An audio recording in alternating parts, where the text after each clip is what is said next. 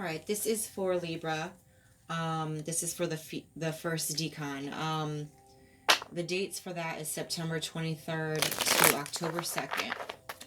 Obviously, this is a reading for the collective here. So there's going to be different messages for each card that is going to come out because I'm reading for different people here. So it might get a little confusing, but just take what resonates and then leave the rest. If nothing does resonate with you, just remember I'm doing them every month at the beginning. I'm going to try to. But anyways, sometimes we don't get messages when we're not ready for them yet. So they might not even be coming to yet because you're not ready for them.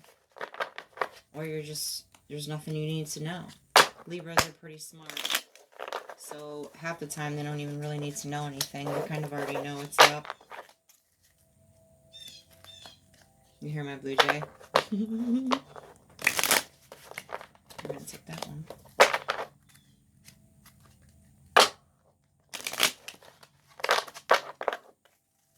Give it one more try here.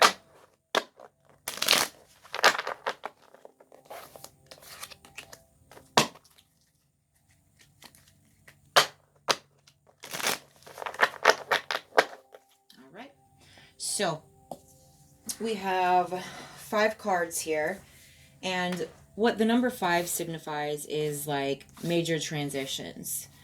We all have seasons when it seems like everything is shifting in our life, and we have a supercharged growth spurt. This is a calming reminder that transitions can be intense, even when we are experiencing changes that we've longed for and worked hard for. So, it's a reminder that they are reconstructing and reconfiguring your soul's path. You will transform and evolve from the experience. And when I say they, I'm talking about your angels, your protectors, your advisors, okay? So, your first card is a High Priestess. The High Priestess represents intuition. We already talked about how Libras have very high intuition. Inner growth, highly awakened, great wisdom, spirituality, and it also represents hidden knowledge. So these are your gifts right off the rip, and a lot of you are just now experiencing them and recognizing them. For most of you, you've already had it. And there is some hidden knowledge that you know about, but I feel like for some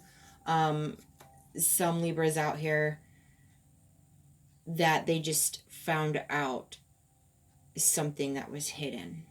And it could have been within them or someone that they care about deeply. I'm not sure. We're going to keep going and see, okay?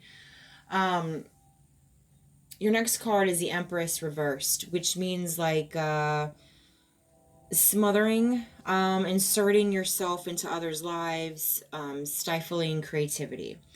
So this could be you, this could be someone dear to you, around you, all right?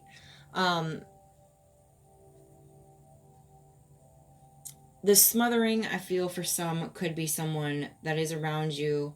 Perhaps you don't have a lot of time to kind of find that hidden knowledge within you. And it might actually be hindering you from your inner growth.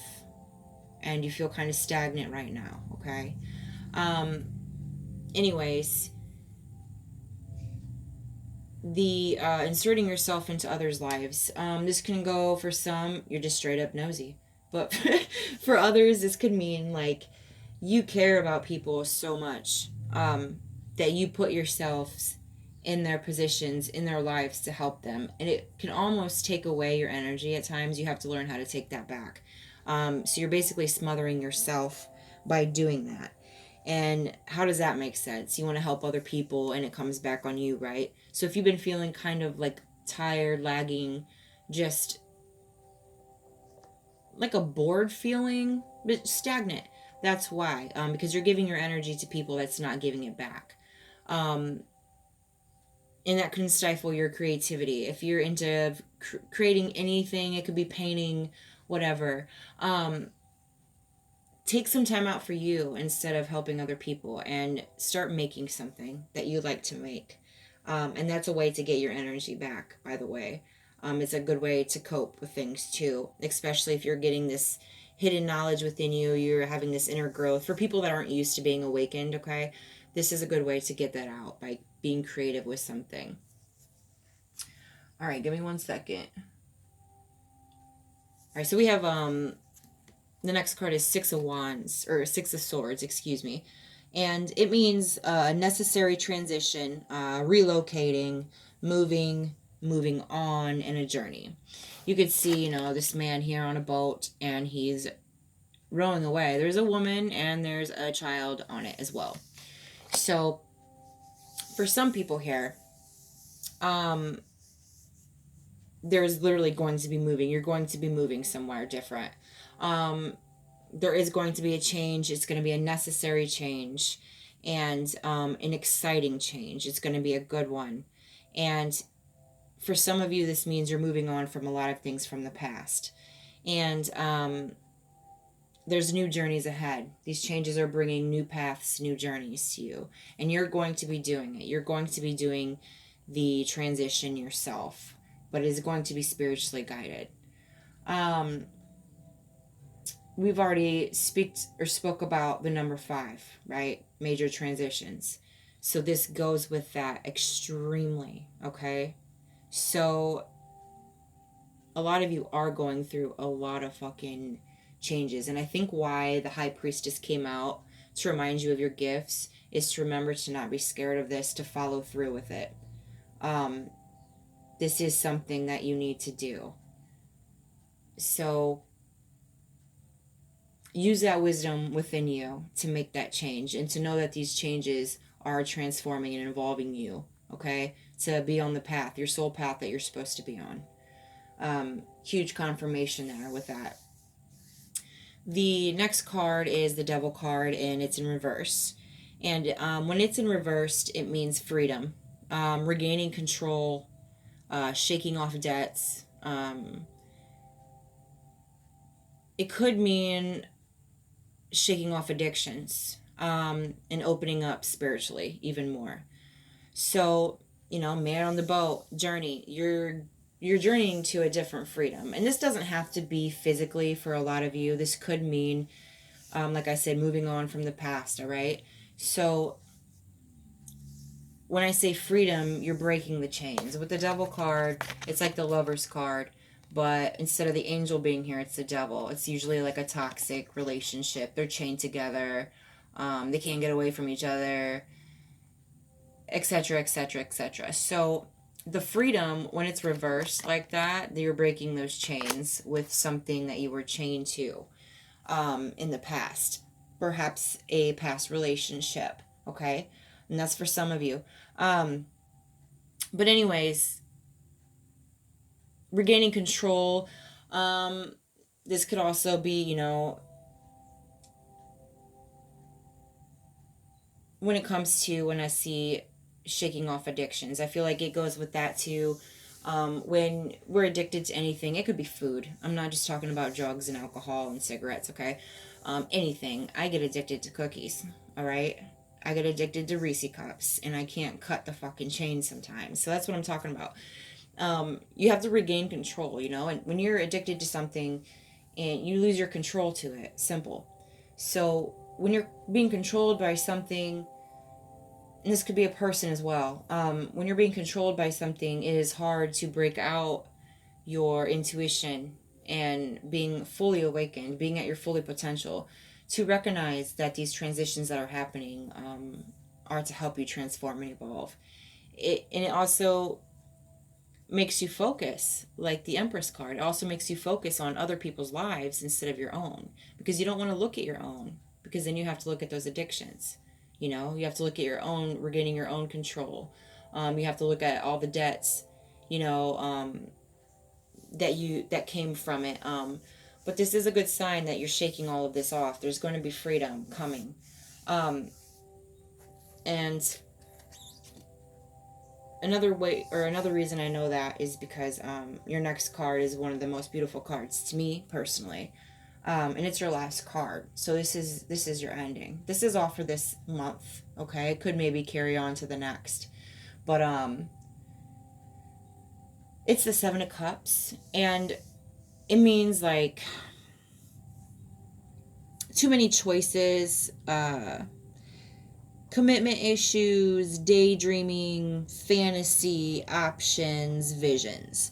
But to me personally, when I see this, I see this person standing in front of all these cups. I know my camera sucks, but this person standing in front of all these cups, and all these cups have different gifts in them. I see a lot of gifts coming your way. On top of these transitions, there's going to be many gifts coming out of it. And it can also be talking about your inner gifts as well. Your gifts could be expanding, especially if you shake off this addiction or this chain that you have to the past. You move on, your gifts are going to start strengthening up even more. But anyways, for some of you too, it's a reminder that you are going to have too many choices. And I think I already said it. Sometimes we're given 2 different paths. We're given those choices to see which path we'll actually pick and if it's a good one. Some of you might be having commitment issues right now because of that chain that you had from the past, which I thought was a relationship for some, okay? So it's only human nature to do that, but they want to cause attention to that there is commitment issues, and that is something that you're going to need to also unchain from. Daydreaming is okay. I call it meditating sometimes, but you don't always want to stay in the clouds. You want to keep it grounded. You know, you got to use your mind and your heart at the same time. You can always live in a fantasy world. You can't always just pass life by. You're going to lose your vision on your soul's path if you keep living that way. So this is just a reminder, you know, that they're trying to help you transform and evolve, get past these things that are holding you back. Don't allow other people to steal your energy. Other than that, the path that you're on right now is going to bring you a lot of gifts, inner and outer. So remember that.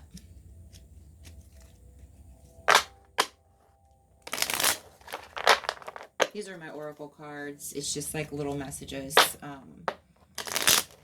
Simple ones, really. Okay. Divine Guardian. Do not be nervous today or tonight. The path you are on will lead you just right. I swear to God, I'm not making it up. Let's just keep rowing that boat.